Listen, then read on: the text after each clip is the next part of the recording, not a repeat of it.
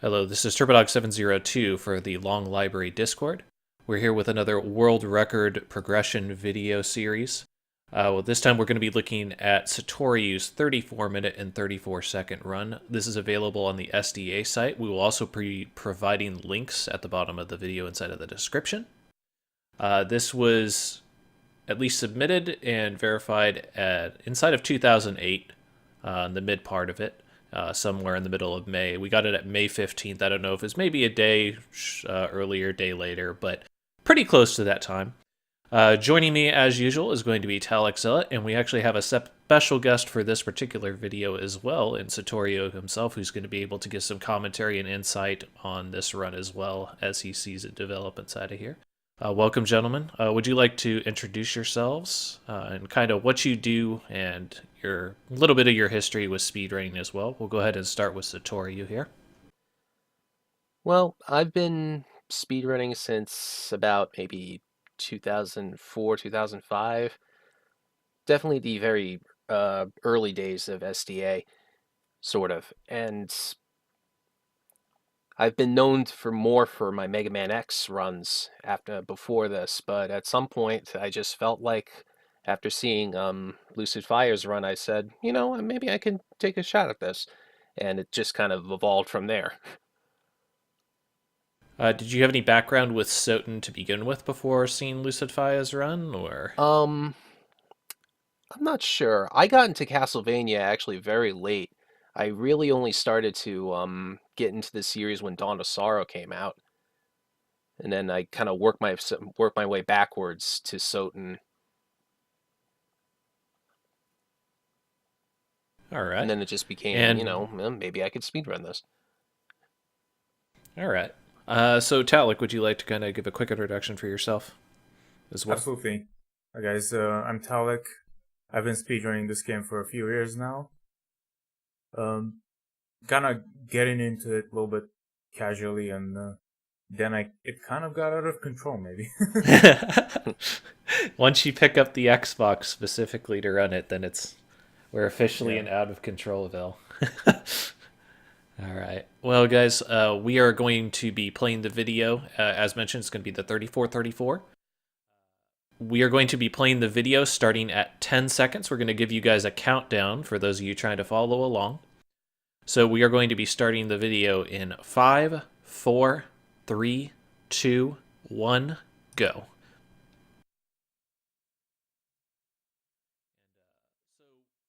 This is going to be less of a drastic change from the previous video, I feel. A lot of the stuff that you were pioneering in your previous run, Satoryu, is just going to see a lot more refinement here. I remember in the very early part of your commentary for this particular run, you mentioned that you cleaned up a lot of the mistakes you felt you made in the previous run, but also kind of replaced them with a couple others. Yeah, that sounds about right, and that sounds about par for the course for a lot of my speedruns, as a matter of fact. I'd say speedrunning in general, that's kind of a big thing. And Yeah, also, it's yeah, like you just move around where the mistakes are and hope for the especially best. with a high execution game like this. So, very basic start. We actually got a couple of nice damage stacks on him. Didn't look like you got the first Holy Water on phase 2, but that's all right. You got the second one, so Yeah. saved a couple seconds there I anyway. think I said to myself, if I got at least one on the second phase, that was fine.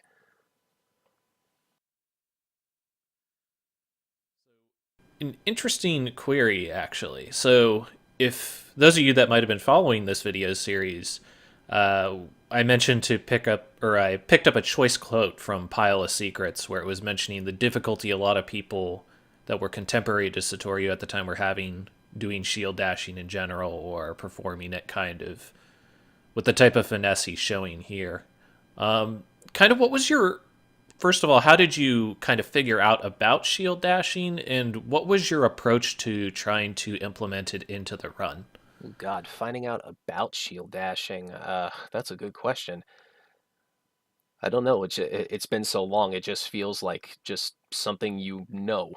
Um, I don't know. My main thing with using the inputs of it is again because I came from a Mega Man X background, specifically the PlayStation Mega Man X games, and there's a technique in them called saber dash cancel, where you can cancel when you're playing a zero. You cancel a sword attack with a dash, and then the dash can further be canceled by a sword attack. So you can, it's the same kind of principle for this. So I just kind of knew already, like, well, that's how the way I shield dash was the way I would do saber dash cancel, just with different buttons actually. And to expound on that a little bit more, for Saber Dash canceling as well, there is a little bit more of a timing mechanic with that because you do have to pay attention to the attack animation to make sure it comes out far enough. So, I mean, I guess to some extent this was a bit of a relief, right? Because here you don't even have that. You're just, as long as you're doing it in rhythm, you're just going as fast as you can at that point. Yeah. So, do you want to kind of talk to us about your approach for handling Slogger and Gaibon inside of these videos? Because this is very different from what the other contemporaries were doing at this time. What was your kind of methodology for tackling this fight? Like, how did you come up with this strategy, I guess? Or was it just something that was kind of floating around that you had noticed? I believe I'm in going to some other use place? what am I going to use here? Tetris Spirit. It looks like Dagger into Tetra Spirit, probably. Yeah. Yeah, it is. I believe I got this from Persona's full map video, which is where I picked up.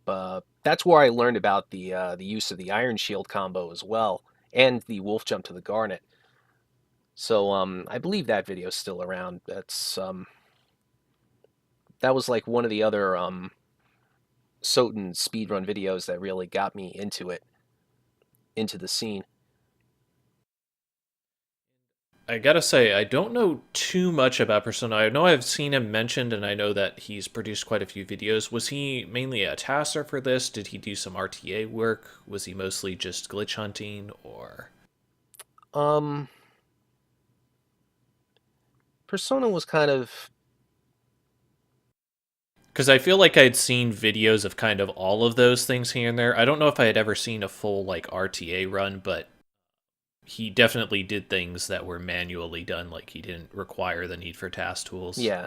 There might have been some stuff that was save stated here and there, but I believe it was. I don't believe he was a tasser. Interesting way to deal with the Fleeman as well. I didn't catch if you. Yeah, you actually did do the flying kick. Was there a reason that you felt like using the crouching punch was a better option there over the flying kick, or Might have just been is it kind of consistency. too far away? Okay, that's kind of similar to the thing that I recommend for people nowadays. Is I tell them, like, for safety against those guys, you just crouch and do a horizontal slash, and the Alucard sword just covers your entire half of your body. Yeah. Any comments from you, Talik, by the way? As you've Funnily been a enough, bit we quiet over just there. saw a bit of dagger usage, and I've just thought about starting to use that again these days in runs, or the axe. So that's a kind of a cool thing that the task is actually still used to this day to kill some of those cousins from far away, and maybe continue using a better speed, maybe not. It's debatable whether RTA will be faster or not. But it's cool just to see the run. Basically, we are seeing the first iteration of what actually speedrunning mostly looks like, which is taking a run with set strategies and just improving it. So that's it's fun to see that for the first time in these series. So were there any, Chris, were there any specific sections where you wanted to focus and improve, or did you just want to go over the whole run and kind of get a better speed? It was definitely more about the whole run.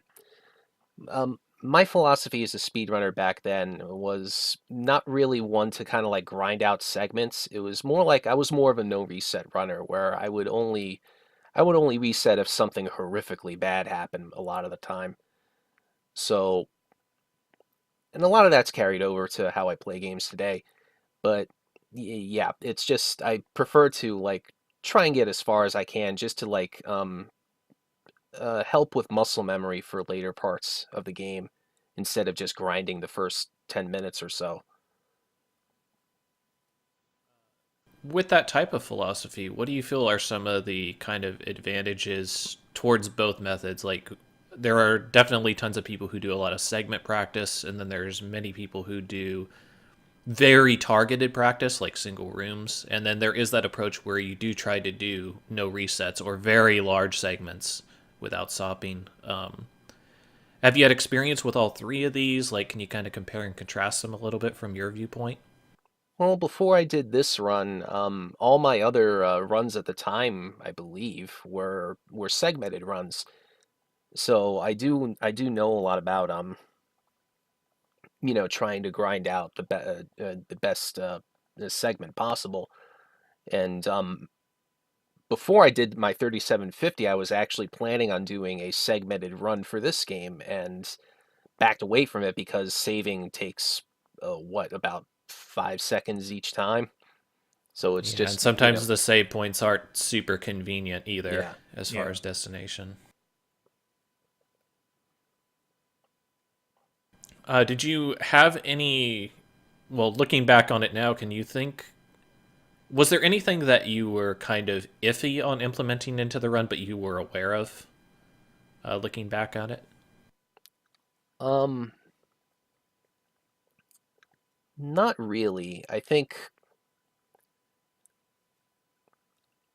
before I found out about the three Wolf Relic Richter skip, I think I was investigating using Heart Refresh Shift line to get to the Holy Glasses early, but that would have been so impractical, and it might have counted as an out of bounds glitch, which I'm not sure if SDA was still banning out of bounds glitches at the time.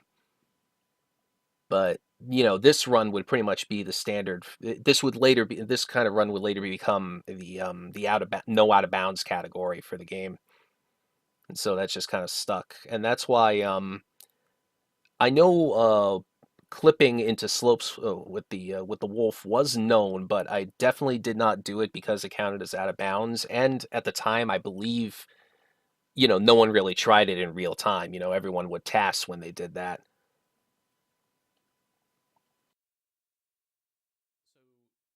We've actually spoken very briefly, but just kind of shooting the shit online. It's a really weird environment for the idea of a no out of bounds run in Soten right now, isn't it? Yeah, Because you have these really weird kind of like, is this out of bounds Yeah, type of exactly. things. Especially when it comes to the Richter skip, like jumping over the trigger, very similar to what you would do with the Wolf Relics, just with the single now. And then kind of abusing the transformation with the bat in order to skip Richter also. There's these really weird, just kind of like just very odd things in context for no out of bounds. I guess it was a much simpler time at this point. It was just kind of like, okay, you're clipping in with the wolves. That's an out of bounds. hmm It's I guess in Sultan you can surf though by the map and see if you get extra percentages like that wouldn't be naturally available. So that can be kind of one way to tell. so an interesting thing here is you do decide to go for the shield rod before you went for Minotaur and Werewolf, but you did skip the initial cutscene. Um, did you just worry that your execution wouldn't be on point to kind of invincible through Werewolf's attack, or Um, was there reason to go shield rod first? I think it was kind of that's a good question. I don't know. I think it just did that because it felt right. I don't think there really was too much thought put into the order in which to do them. I never I really think in the timed last it out. run, yeah, I think in the last run you did it the other way around, Yeah, if and I I remember believe that correctly. actually is the faster way. I think it is faster to do Minotaur Werewolf first. Yeah. But I don't know. Maybe I did it because maybe it was for consistency, just to hit Werewolf with the shield rod. Right. Yeah, seems likely. Yeah, I mean, I know we're talking about kind of ancient history Yeah, here. this run's Sometimes 10 it can years be, old. yeah, I was gonna say sometimes it can be difficult to remember things even a couple years, let alone 10 years back. But it's nice to be able to get a lot of perspective also on the runner's views. I think some of the most enjoyable parts of this series for me has have been hearing from the people themselves, like making comments on again just methodology, thought process, understanding what was known at the time, kind of what was still up in the air. Like those are the things that are really interesting to me from a historical perspective for this game. So we actually had an interesting kind of tidbit on your previous run. It seemed like you did do Infinite Wing Smash in your previous run, but it seemed like you'd only done it sporadically. Was there a reason that you kind of shied away from that particular technique, or I'm not sure if that was an infinite wing smash I was doing. It might have just been like some readjusting. I don't believe I was really doing IWS at that point. Actually, I don't even remember if it was known back then. But I know for a while I definitely didn't do it because I wasn't very consistent with it. Um, yeah, I want to say at the point this run was made, I don't think it was really a thing yet. Interesting. okay? Because I I had mean, felt like we had saw maybe one or two instances where you chained maybe like two or three of them together, but I don't know.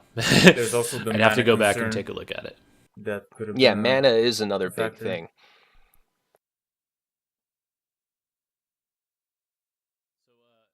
So what would old you say when you're just like, hey, you're just gonna be able to have infinite mana in a couple of years? I'd say that'd be freaking awesome. All right, so making our way through here, this is one of the biggest places to be using Wing Smash as well, which is pretty Hmm. nice. So I notice a lot of the time you're just using the single Wing Smashes. You're not really even using the Mistbat at this point. Was Mistbat something that was on your radar at the time of this, or were you No, I don't just think using it so. less sparingly? These are things that you take for granted so often these days. At figuring out exactly when they came about and became commonplace can be sometimes pretty difficult to nail down. Yeah, and it's difficult to put yourself in a different context where that's not even a factor.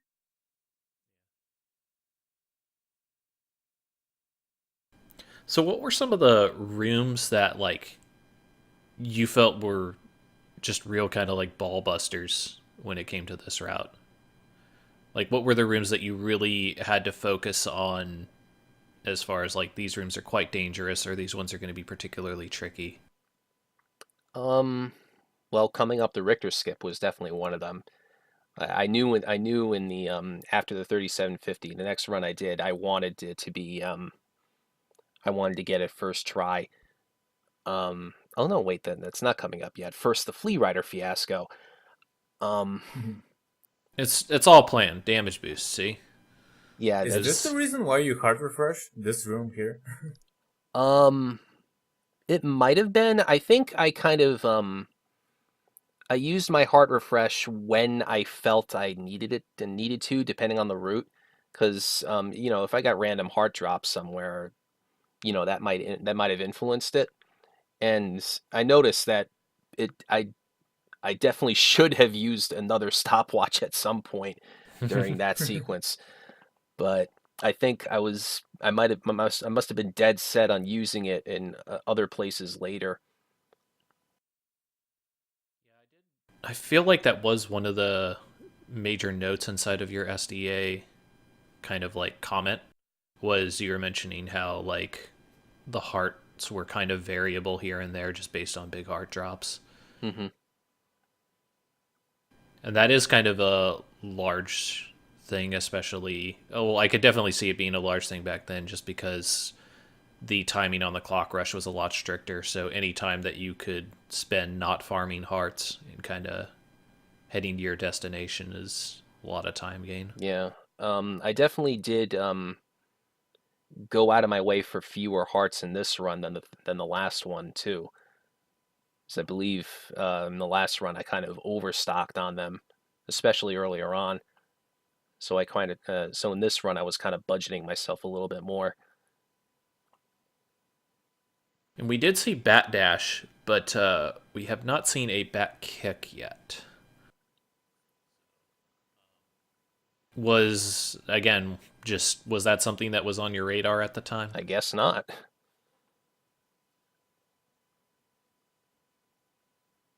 And in all of these, either old school or low glitch runs, mana is always going to be a factor. And just to provide some context, just so you guys know, every Wing Smash is worth 8 mana. And the way the leveling system works is every level you can get either 4 or 5 mana. So by the time you get pretty high level, over 14, 15 level, you can potentially have 15 mana missing, which is almost 2 full Wing Smashes. So you can definitely kind of end up having low mana at a spot where you really don't want to, so you have to pay attention to that. Yeah, that was one of my big things when people were talking about if we should implement using the cross. Oh man, that sweet lag. That transformation plus mana prism. It's always a killer. Good old PlayStation. But as I was saying, like, that was one of our big discussions kind of was, is it worth it to get the cross? And even the concession right now is kind of like, if you're going for very, very mana intensive strats, particularly in the clock tower, then it can definitely be helpful to pick up the extra 5 mana. But, you know, in general, it wasn't such a big deal. But we talk about mana concerns back then. Mana concerns are still real inside of the any percent run, depending on how high the skill gap is that you're trying to shoot for.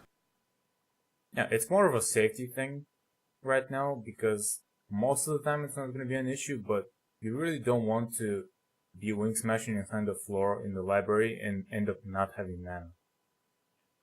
Ooh, and there's that good old Richter skip.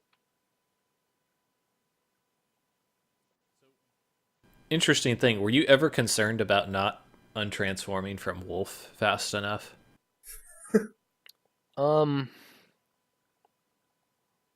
It's a good question. Because that's a soft lock. I definitely did know about the soft lock. I think, I don't know. I just kind of developed I just kind of knew when was too late.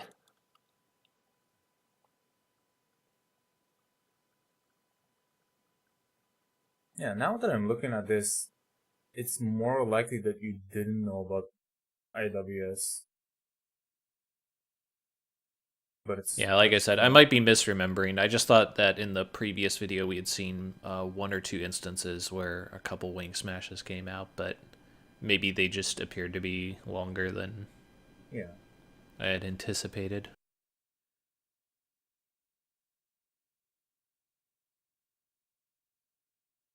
So I don't recall. Are we going to see you pick up the dragon helm as a part of this route? I'm pretty sure I do. I think even back then we knew how powerful it was. Do you have any idea who kind of tipped you off that it interacted with the Iron Shield and Shield Rod spell? Because it seems like such a weird thing, right? It's the Shield Rod spell. Like, it should be impacted by int or not affected by defense, but for some reason it is. It just seems like a really counterintuitive thing. Was that something that you picked up on, or somebody tipped you off on, or? I don't think anyone ever really bothered to check whether whether the spell took off your was based off your strength or your intellect at that point. I think I kind of like mused about it later on, but you know, we just kind of assumed that like, you know, it was still worth getting.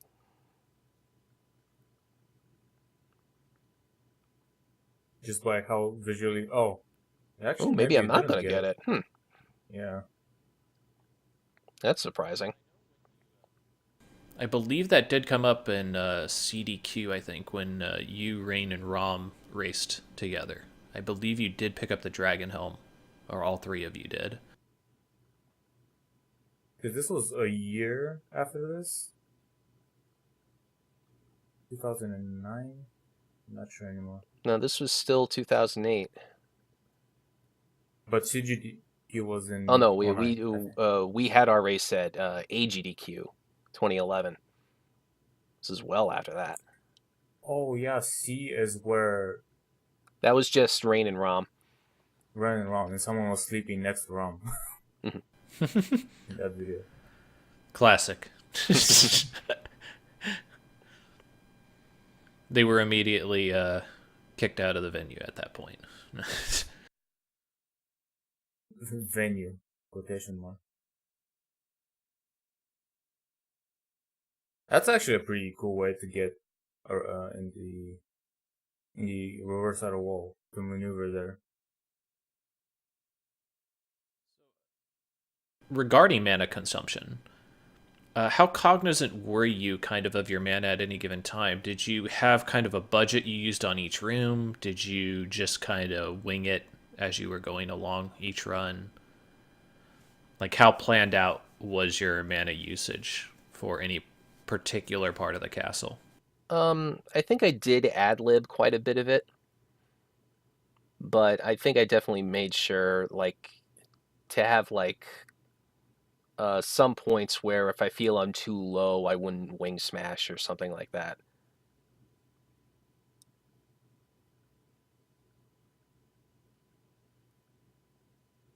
Yeah, I thought this was a pretty interesting strat. We all did when we actually saw this one, how it actually perfectly sets you up on the top parts of Hmm. this, which is pretty nice because it avoids having to deal with the golden skulls pretty much at all. And then later on, you can just kind of move along when the Jacobones would be issues with that strategy.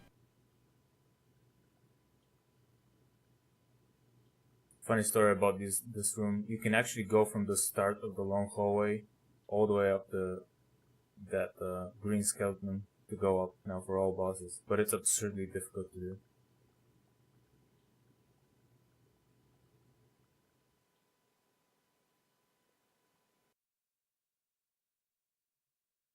Barely enough mana. There were a couple mentions that you had, like notably you mentioned the Flea Rider issue that you had Hmm. earlier on in the run. When you looked at this run, when you submitted it, were there kind of clear things in your mind that you really wanted to go back and work on again?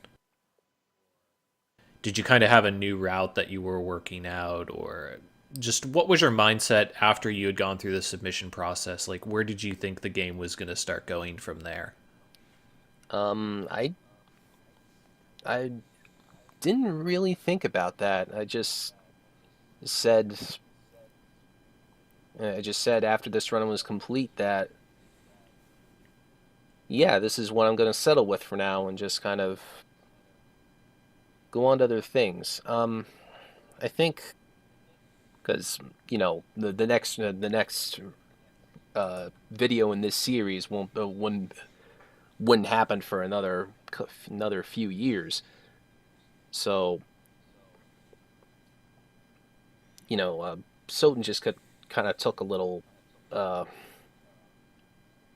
took a little break for a while, and yeah, the same with me. I guess I was just focusing on other things.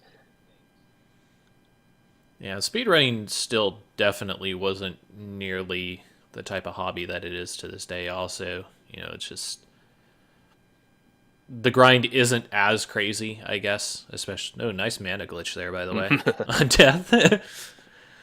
But I mean, like the grind isn't Banned. there for like having a competition just constantly pushing each other as well at this point. So it really relied on the runner themselves to kind of spur themselves onto greatness, for a lack of a better term. I guess soon after this run, the big out of bounds thing also happened. So that would put another emphasis on changing the route. So that would be a big a big concern as well for improving.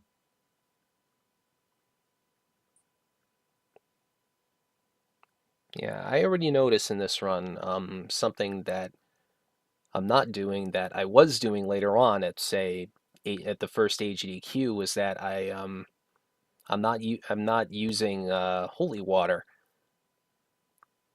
on some of these other bosses. Yeah, I noticed that as well. But at this point, like the strength of the Iron Sword and Shield Rod is pretty dominant. But yeah, there were definitely points at which having the holy water can speed up a couple of bosses Yeah, considerably. one of them coming up now in a little bit. It's actually funny. Like, at least I didn't know, but a fairly recent development was that Aquadon could actually die. It's either as fast or a little faster from holy water than just using the shield rod, which is kind of funny to me. Yeah, if it's a good damaging holy water, it's faster because there's no animation, no anything. Yeah, I think that was known back then. I want to say that's what I did in this run. Because I remember when Rain was crunching the numbers of how much time I lost getting the Chrysogrim in the previous run. It said the change for Akmadon was nothing because holy water just shreds through him. It's crazy how slow Medusa dies when you don't have the Dragon Helm. Mm-hmm. There's Such a also gigantic difference. stat RNG was another like kind of thing you had to deal with in these runs. I want to say my strength was lower at points in this run than Oh my god, ideal. Nice balloon that pod. hurts.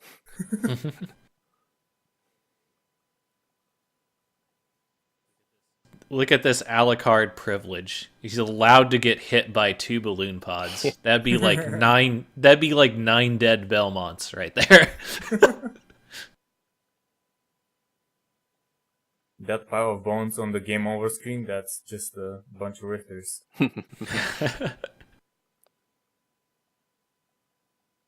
Just a bunch of D-pads.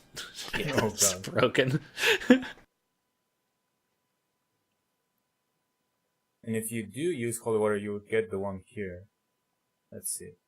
Yeah. There you go. Mm-hmm.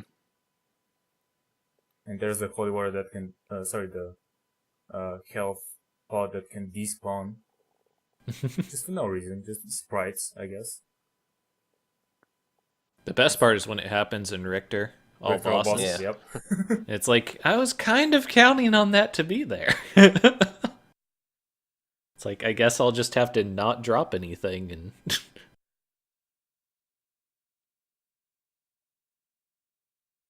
Good old Akmodon. Just Yeah. really, just didn't get in close for the command grab. That was... Oh my. I noticed I kind of spaced those holy waters out a little bit because my heart count was really low. I feel if I had more, I would have like been a little bit more aggressive. Yeah, you can spam out, and it's still, the damage is not very consistent on it, but it's still pretty quick. Actually, the fastest way to fight Minotaur and Werewolf is now using the holy water. We still don't do it, but eventually it's gonna be probably in the run. I've often had discussions with people about, like, what I would call an SDA caliber run of Soten looks like at this point, where it's like, how low would the time need to be? What would need to be inside the run at the time? From your perspective, when you were doing these runs, was there a set time that you were looking for? Was there what was kind of your goal before you said, okay, this is something that I want to put out to the community for SDA? I think it was Or I just guess is it more? yeah, it was more about just having something that felt good. Something that you felt was a good showing of Yeah, a good showing of a what high I can skill do, what level the in the game game. can do. Yeah.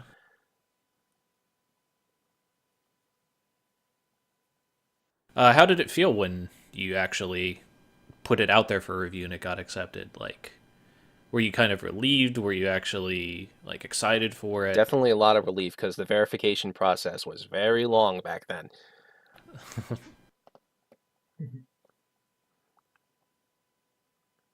Oh, It's did they also do the lag reduction, the lag removal thing for your run? Hmm? Because I remember recently when Wild Mouse submitted his Maria run, they did some kind of counting of the lag frames and they removed them and kind of estimated the time. So I wonder if they did that sort of thing back then. um not for this run at least. Yeah. Too many lag frames, PlayStation, too bad. So they didn't bother. Hmm.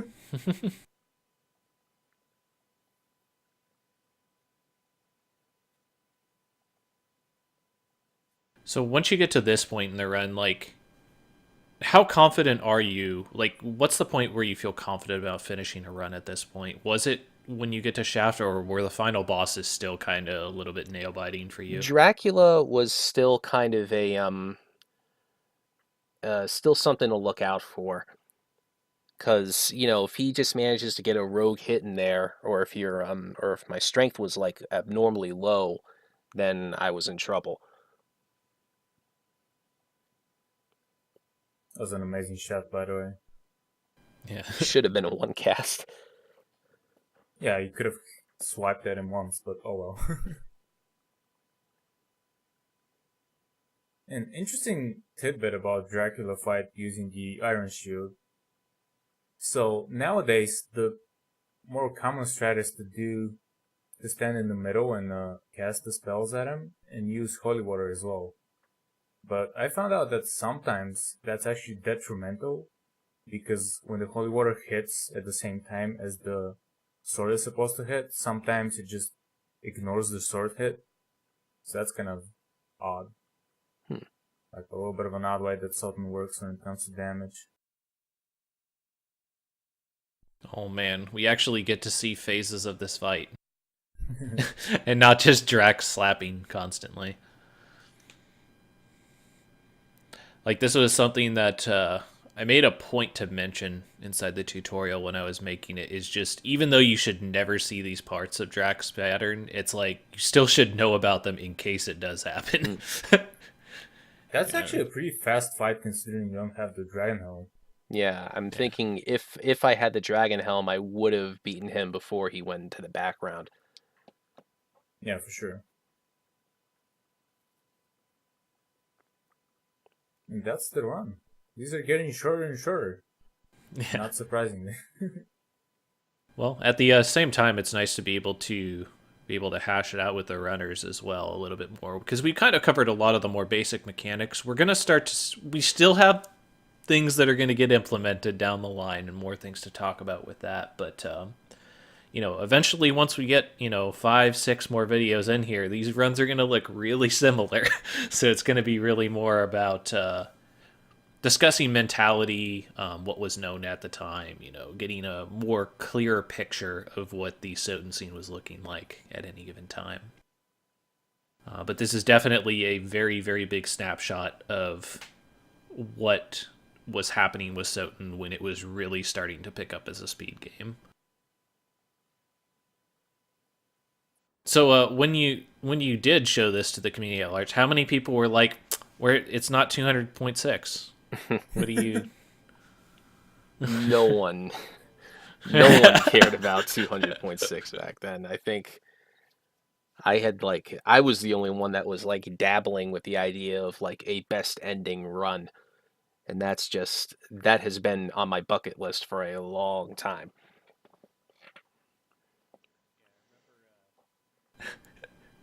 It's such a weird concept too, because it's like at this point, unless you're doing like a no out of bounds, it's like the most efficient way is to like out of bounds at the chapel and just get the percentage that way. It's like, it's a very, very silly category to kind of brainstorm on a lot, which was kind of one of the big reasons why I was looking more into the idea of the all bosses, all relics, and save Richter type of thing. thought it was kind of an interesting, more complete look at the game without going with the kind of tedious map completion that was present. Right. I think that is a more palatable version of the long category for the game. Yeah, especially with the modern strategies and techniques we have. So you mentioned that you would put down Soten for some time after this. Do you remember kind of what you were putting your focus towards at that time? Was it another game? Was it kind of real life stuff? Or Um, because I know you were deep in the tank with the X series for quite some time, was my understanding. But I don't know if you were working on that at that time after you finished up with Soten. I don't remember which was which. I mean, there's been I kind of like migrated from game to game.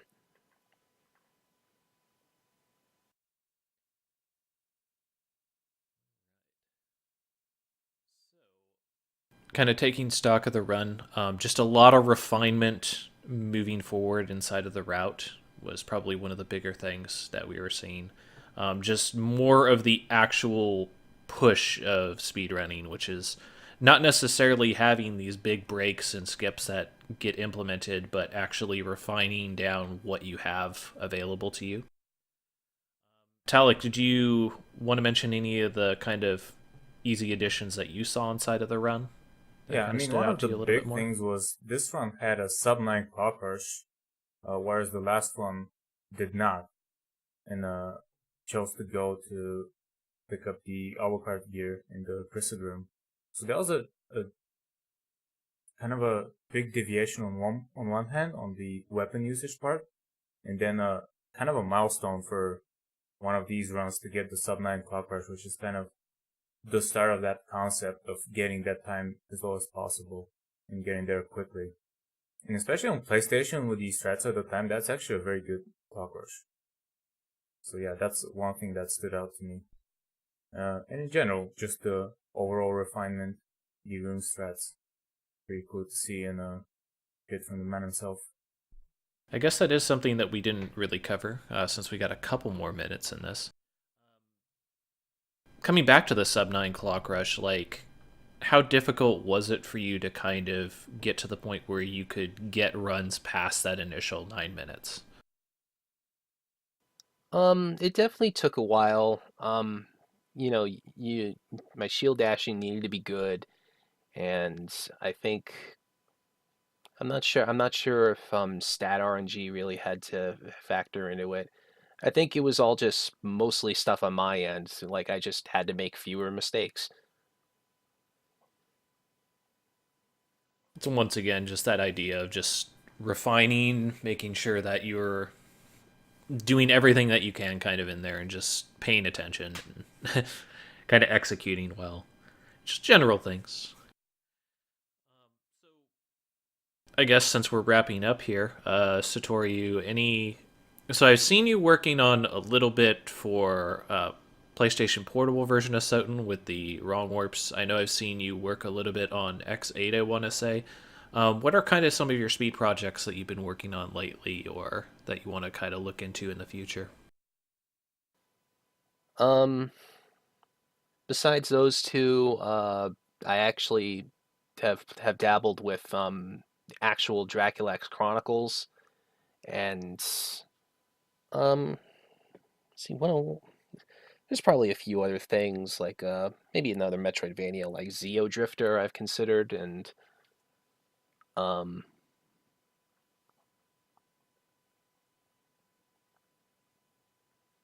it's just Uh, more stuff like that.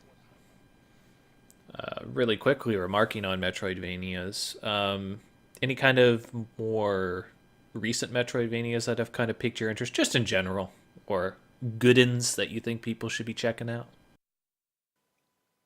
Um well, Zeo Drifter is definitely one of them. That one kind of gets like that one I think flew under the radar for a lot of people, but it's basically it's more on the Metroid side of things, but um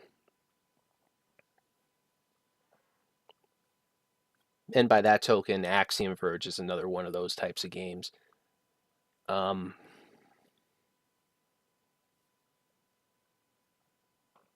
all I could say is I can't wait for Bloodstained.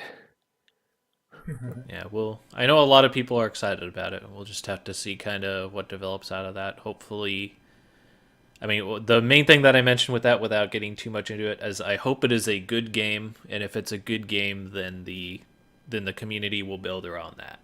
Yep. Any closing thoughts, Satoryu, before we kind of shove off here? Um, I know this. I know I wasn't done with this particular category for a while. I think, after this became the no out of bounds category, I think I would refine this to a sub 32. This is like sometime after AGDQ 2011, I want to say. It should be on my YouTube page somewhere. Oh man, when are we gonna get more Let's Plays, by the way? I do remember looking up your YouTube once or twice and seeing you, or I saw that you were trying your hand at the whole Let's Play thing a long, long time ago. Um, yeah, it was only for that one Rondo of Blood video, kind of. And then there were a couple others that I was doing with my friends, but that was just kind of, just playing games and just seeing what people think of it. I don't really have any lofty ambitions for anything. Like, I don't necessarily see myself making a career out of anything out of that. It's just I'm just doing stuff that I like to do. It's a good philosophy. Talik, any closing thoughts before we sign off? Yeah, this was just really fun to do. Thank you, Satoryu, for coming with us, share some of your thoughts at the time.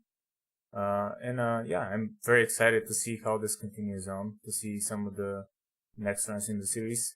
And we're maybe planning to do some other stuff as well for the channel, so stay tuned for that. Some extending the series a little bit more to some other uncharted territories, and that's all I'm gonna say for now. But yeah, thank you guys. All right. I would like to say thank you to Satoryu as well. It's kind of late at night here for us, so it might have been a bit of a stretch to start this late, but I'm glad that we were able to make this work. We've been trying to plan this for a couple weeks now, but things just didn't really fall into place at the time. I'd love to have you back on for another one of these, especially when we get to Rob's videos, so you can tear his videos apart and give him the what for. I'd love to. But all right. So this is TurboDog702 for the Long Library Discord. This is the world record progression. This is for Satoryu's 3434. Thank you guys for watching. The links to the video are going to be inside of the description. You can also catch them on SDA. Thank you for watching. We will see you guys another time for the world record progression.